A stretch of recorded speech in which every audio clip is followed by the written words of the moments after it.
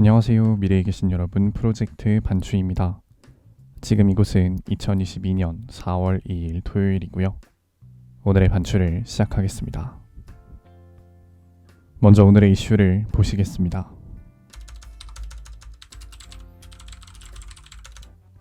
첫 번째 이슈는 윌 스미스 아카데미입니다. 배우 윌 스미스가 시상식 폭행 사건의 책임을 지고 아카데미 회원 자격을 자진 반납했습니다. 외신에 따르면 윌 스미스는 현지 시간 4월 1일 성명을 내고 제94회 아카데미 시상식에서 보여준 내 행동은 충격적이고 고통스러웠으며 용서할 수 없었다. 다른 후보자들과 수상자들이 축하하고 축하받을 기회를 내가 빼앗았다. 그들의 업적에 다시 초점이 맞춰졌으면 한다. 아카데미 회원직에서 물러난다. 아카데미의 추가 처벌을 받아들이겠다. 라고 밝혔습니다. 두 번째 이슈는 북한 가상화폐입니다. 북한이 지난해 글로벌 가상화폐들을 해킹해 우리 돈 4,800억 원을 챙겼다는 내용의 보고서가 나왔습니다. 유엔 안전보장이사회 산하 대북제재위원회 전문가 패널 보고서에 따르면 북한이 지난 2020년부터 2021년 중반까지 북미, 유럽, 아시아 등 최소 3곳의 가상화폐 거래소에서 총 5천만 달러 이상을 훔친 것으로 파악됐는데요. 전문가 패널은 가상화폐 해킹은 여전히 북한의 중요한 수익원이라고 밝혔으며 이러한 해킹의 배후엔 북한군 정찰총국과 연계된 것으로 알려진 해킹 조직 라자루스가 있는 것으로 판단된다고 밝혔습니다.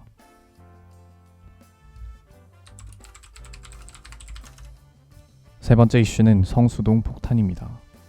서울 성동구 성수동 아파트 재건축 현장에서 폭탄이 발견됐습니다.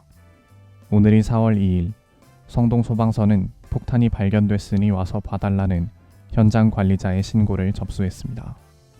소방당국은 경찰에 공조 요청을 하고 경찰은 현장 인근을 통제하여 군 당국이 폭탄을 수거해 가도록 도왔는데요. 경찰 관계자는 6.25 전쟁 때 쓰이던 155mm 군용 고폭탄으로 보인다 라고 밝히며 제조 연도는 확인이 되지 않은 상태로 군에서 수거해 갔다 라고 말했습니다. 재건축 현장에서 발견된 만큼 아파트 주민들은 수십 년 동안 폭탄 위에서 생활했다는 사실을 깨닫고 충격에 빠졌습니다.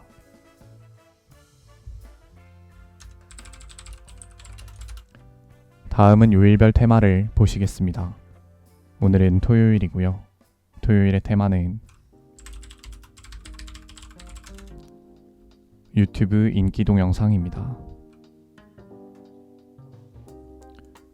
인기 급상승 동영상 항목에 게시된 영상을 보시겠습니다. 첫 번째 영상은 5분 만에 보자 2022 카타르 월드컵 조추첨 하이라이트. 두 번째 영상은 죽음의 조로 향한 일본, 현타온 일본 감독과 웃어버린 MBC 중계진 리액션. 세 번째 영상은 벤투 감독의 고향 더비, 대한민국은 H조로 갑니다.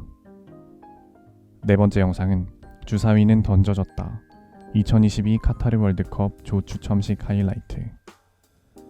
다섯 번째 영상은 임창정이 첫눈에 반한 아내 최초 공개. 여섯 번째 영상은 짐종국 채널에 호랑이 굴에 들어온 기린. 일곱 번째 영상은 시즌 비시즌 채널에 NCT 드림과 오류 제대로 난 광야 아니 깡야 관광. 어질 두통.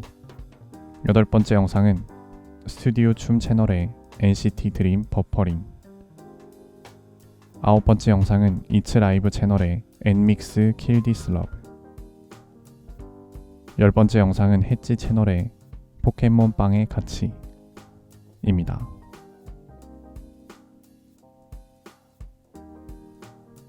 이제 여담 시간입니다. 오늘의 여담 주제는 BTS 병역 특례입니다. 오늘이 4월 2일 안철수 인수위원장이 하이브 본사를 찾아가 방시혁 의장을 만났습니다.